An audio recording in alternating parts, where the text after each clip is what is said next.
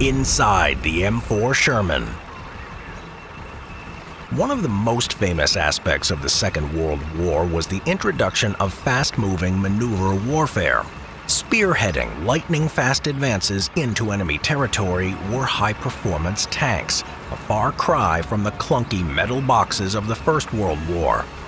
Among the famous tank designs that roamed the battlefield, there are few as iconic or as controversial as the American M4 Sherman.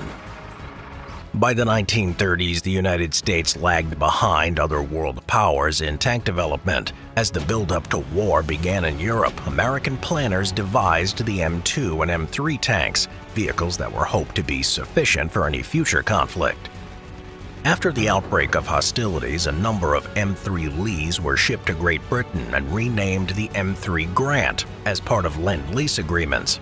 Its performance was met with mixed reactions. The M3 was a robust and reliable tank that operated well in the harsh conditions of North Africa, but the positive features of the vehicle ended there. It had a tall profile, making it easy to spot and providing a large target for enemy fire. Another unfortunate aspect of its design, however, was the lack of a rotating turret. The main gun was mounted on a side-positioned sponson with a limited firing arc, which meant that the entire vehicle would have to pivot around to engage targets. With these limitations in mind, American planners used the blueprints of the M3 as well as the M2, but made it larger and more powerful. As early as April 1941, plans for the M4 Sherman were being drawn up, and by September of that year, the first prototype was ready for testing. After a few minor adjustments, the M4 was ready for full-scale production by February of 1942. Production and variants. The Sherman was designed to be simple and easy to mass produce. Over the course of the war, 11 factories churned out M4s in prodigious numbers. By the time the production had ceased, almost 50,000 were made, second only to the Soviet T-34 in sheer volume. Because of the simple nature of the M4's chassis, modifications to the basic design were easy to create, and numerous sub-variants were created, including more powerful tank destroyer versions, a flamethrower variant, and the chassis was used as the basis for a self-propelled howitzer, a tank recovery vehicle, and bridge layer. Dimensions. The M4 Sherman is classified as a medium tank, weighing in at around 30 tons, with a length of 19 feet 2 inches, a width of 8 feet 7 inches, and it was 9 feet high, though this can change somewhat with each sub-variant. Performance. The Sherman was propelled by a Continental R975 C1 9-cylinder engine, capable of producing up to 400 horsepower, and was able to reach speeds of around 30 miles per hour. Later variants were given more powerful engines that could generate up to 450 horsepower. The fuel tank could hold up to 175 gallons of gasoline, giving it a maximum range of around 120 miles. Due to the simple and reliable construction, the M4 could traverse up to 4,000 miles before requiring maintenance, enabling it to stay in the field longer than many other tanks of the era. Should repairs be needed, the simple design meant that the crews could perform basic repairs themselves, rather than needing specialized equipment or dedicated mechanics. Tank crew. The crew of a Sherman consisted of 5 men: the commander, the driver, a co-driver who also operated a machine gun, the gunner, and the loader. The interior of the M4 was spacious compared to many other tanks, and while the conditions were far from luxurious, it was marginally better than most contemporary vehicles. Access came from 4 hatches, 2 located on the front of the hull, another located on the top of the turret, and an escape hatch in the floor behind the driver's seat, which allowed the crew to abandon the vehicle in an emergency. The driver was located at the front left of the hull and steered the tank with a pair of control levers and floor pedals, with transmission controls directly to his right. Vision to the outside was originally provided by a vision slot, but this was replaced by a periscope. Drivers had a limited field of view and relied on the commander for accurate information to steer the tank. To his right sat the co-driver, who also operated one of the .30 caliber machine guns. Should the driver be incapacitated, he would step in as a replacement. Located behind was the gunner, who traversed the turret. Above him were the loader, who selected the appropriate ammunition and loaded the main gun, and the commander, who directed the tank and called out targets for the gunner to engage. The gunner would fire by flipping a firing switch and using a foot pedal. The tank's commander could view the outside world through a mounted periscope, but this limited the field of vision, so many commanders would stick their heads outside the turret for a more clear view, making their position the most vulnerable to enemy fire. Commands were given verbally over an intercom system, but experienced crews would communicate non-verbally, such as the loader tapping the gunner with his foot to indicate a loaded gun, saving valuable seconds on the battlefield. Armor. The Sherman was protected by up to 3 inches of steel armor plating, angled to help deflect incoming rounds. The armor was left deliberately limited in order to save weight, making the tank faster and more maneuverable, though sacrificing survivability to do so. The earliest version of the hull was made from cast steel, giving the tank its distinctive rounded appearance, while some later versions were welded. Later versions of the Sherman also featured thicker armor in response to encounters with their German counterparts. Tank crews in the field would often supplement the armor with improvised protection, often in the form of sandbags, cinder blocks, spare track links, or anything else they could scrounge. This type of armor provided limited additional protection, but also strained the suspension and engine, and General George Patton forbade this practice, though the troops continued to do it anyway. Armament. The first variants of the Sherman to roll off the production line were equipped with a 75mm main gun. This was generally effective against many earlier German tanks, such as the Panzer III and IV, though later tanks such as the Panther and Tiger could easily deflect the low-velocity round, especially against their frontal armor. With the 75mm gun woefully inadequate against more advanced German tanks, a more effective weapon was needed. The British first came up with the idea to equip the Sherman with the much more powerful 17-pounder or 76.2mm gun. This led to the development of the Firefly variant, which had a heavier suspension and an extended turret to accommodate the larger gun. This and other variants, including the E8 or Easy 8, would use a 76mm gun, which had a much higher muzzle velocity and were more than sufficient to deal with German armor. All versions of the Sherman's main gun, with the exception of a 105mm variant, came with a gyro stabilizer. In theory, it allowed the gun to maintain its elevation even as the vehicle bounced along rough terrain. In practice, the equipment was complex, and many crews lacked the proper training to use or maintain it, and many simply didn't use it. In addition to the main cannon, the Sherman was equipped with a pair of 30 caliber machine guns, one located on the right side of the frontal hull, the other coaxial to the main gun. A larger 50 caliber machine gun was mounted on the outside of the turret for both anti-personnel and anti-aircraft capabilities. Users and post-war service.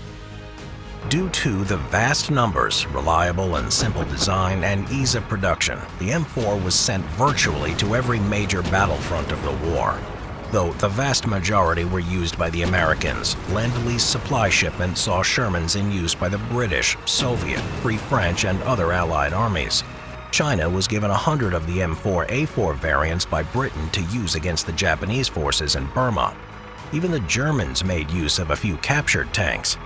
Shermans also had an extensive history after the war, used as the main battle tank of the American armed forces in the Korean War, as well as by other nations, including Israel, Greece, Yemen, Iran, Iraq, India, Pakistan, and a host of others, even into the 1970s. Myths and reputation.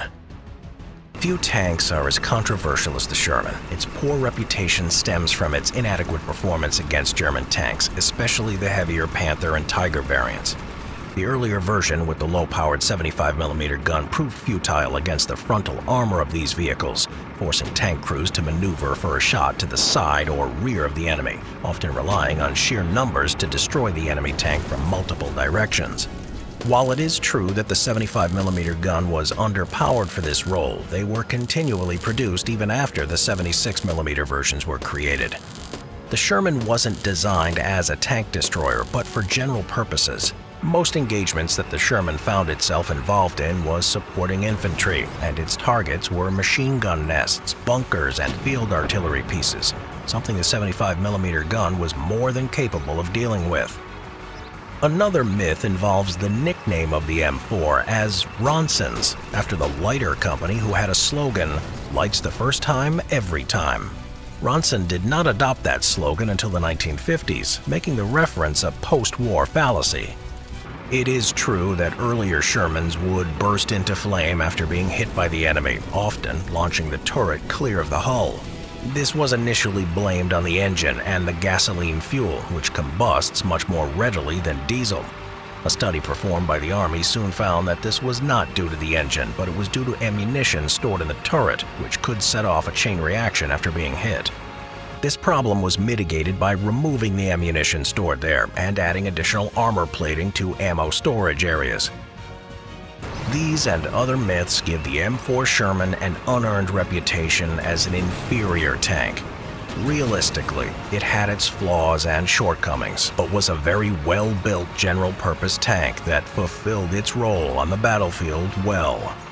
Cross-section: the Panther tank AUSF-G. Whether deep in the wilderness or on the battlefields of the Second World War, it pays to be wary of big cats. One of the most legendary tanks of that conflict was the German Panzer V Panther, a vehicle which struck fear into the hearts of the Allies who faced it. Origins: while the search for a replacement for the Panzer IV tank began in 1938, the origin of the Panther began after Operation Barbarossa in 1941. In spite of the overwhelming success of the early stages of the invasion, German High Command began to worry about the effectiveness of its Panzer III and IVs against the Soviet T-34s and KV-1s they were encountering. After careful study of captured T-34s, a competition was set up to produce a new medium tank that could compete with it on the battlefield.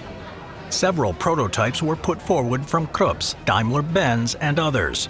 The winning design was a prototype made by Maschinenfabrik Augsburg-Nürnberg, or MAN, was selected in late 1942. After a few more adjustments, the newly developed tank went into production in January of 1943. It was given the designation of Panzerkampfwagen 5 Panther, and it was first sent into combat that July on the Eastern Front. Variants: over the course of the war, there were several variants of the Panther. Confusingly, the first to enter production was the AUSF-D, AUSF being the abbreviation on the German word Ausführung, or version. The next model was the AUSF-A, followed by the AUSF-G. This is in contrast to other German tank designations, where the first type in a production run is given the A designation, then B, and so on. The G variant was the last production variant of the Panther to enter combat, though there was an F variant with the updated turret and a Panther II tank that was also planned, though the war ended before either made it to the production line. It was an update of the AUSF-A on a redesigned chassis and had modifications to make production easier and cheaper. Dimensions: the Panzer AUSF-G measures in at 29 feet in length, 11 feet in width, and a height of 10 feet. Or 8.86 meters by 3.42 meters by 3.1 meters. The weight of the Panther is 45 metric tons, slightly heavier than the D variant, though still considerably lighter than the Tiger, which weighed in at 54 tons. The Panther was a smaller and more maneuverable alternative to the Tiger series of tanks and was classified by German High Command as a medium tank. Crew: like all versions of the Panther, the AUSF-G had a crew of 5 men, a commander, driver, gunner, loader, and radio operator, who was also a machine gunner.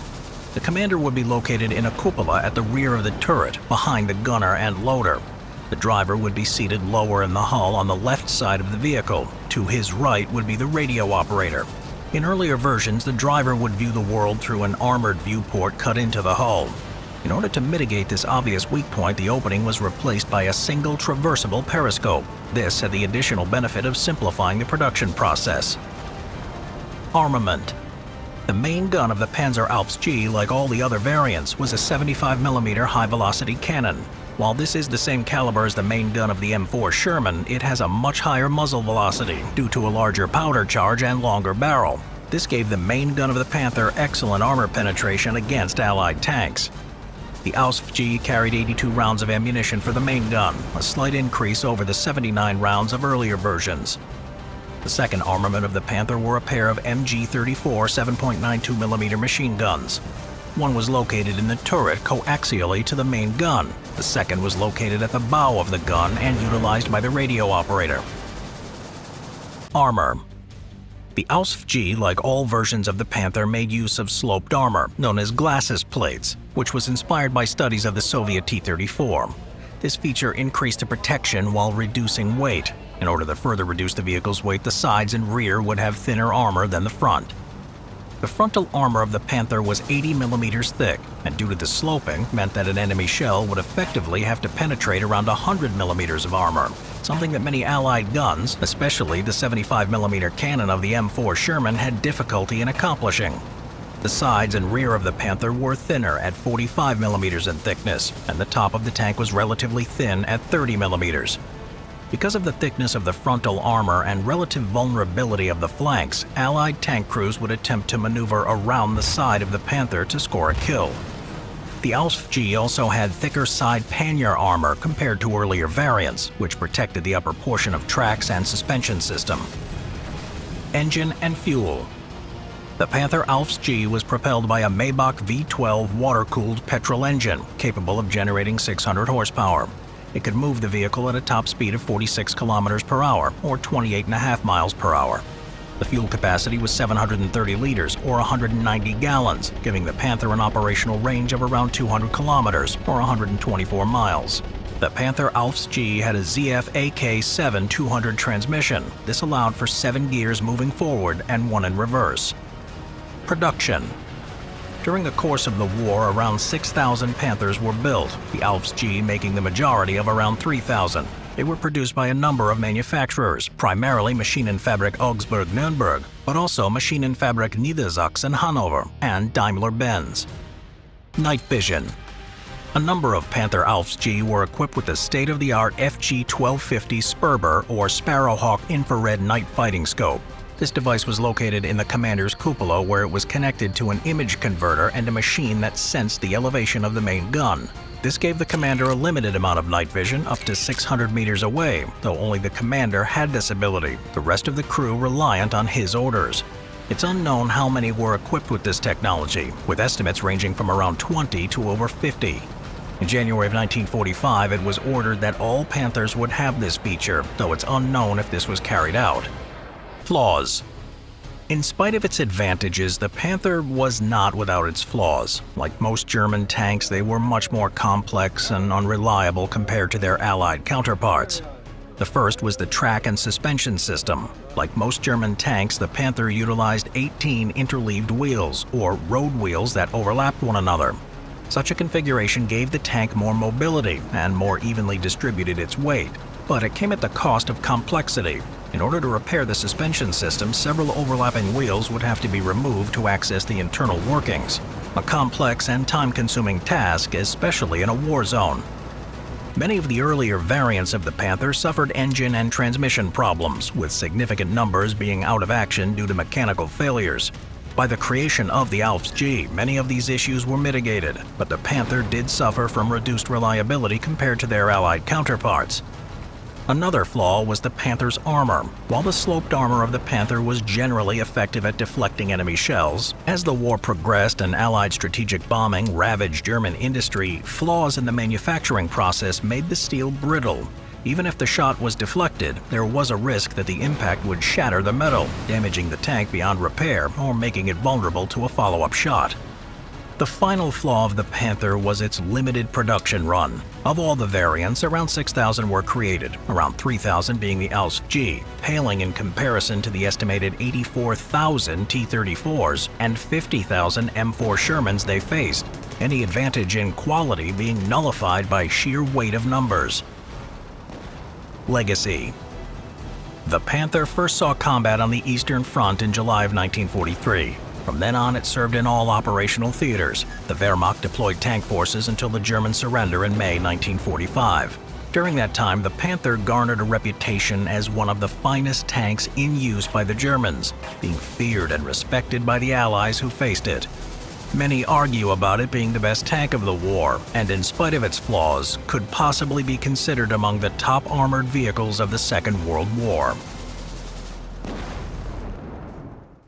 At Simple History, we've been working with talented artists on something truly special, a collection of official, premium wall art that captures history's most incredible characters. These aren't just amazing pieces of art, they're timeless treasures designed to inspire and spark conversations for years to come. As a thanks to you, our amazing Simple History community, we're offering an exclusive 25% off these prints. Unlike fleeting trends or short-lived crazes, these prints are designed to be timeless, a lasting treasure you'll proudly display for years to come. They're perfect for any space. Imagine them on the walls of a classroom where they'll inspire students and spark meaningful discussions. Or picture them in your home or office where they'll show off your love of history with sophistication. Don't miss your chance to own one. Click the link in the description below now.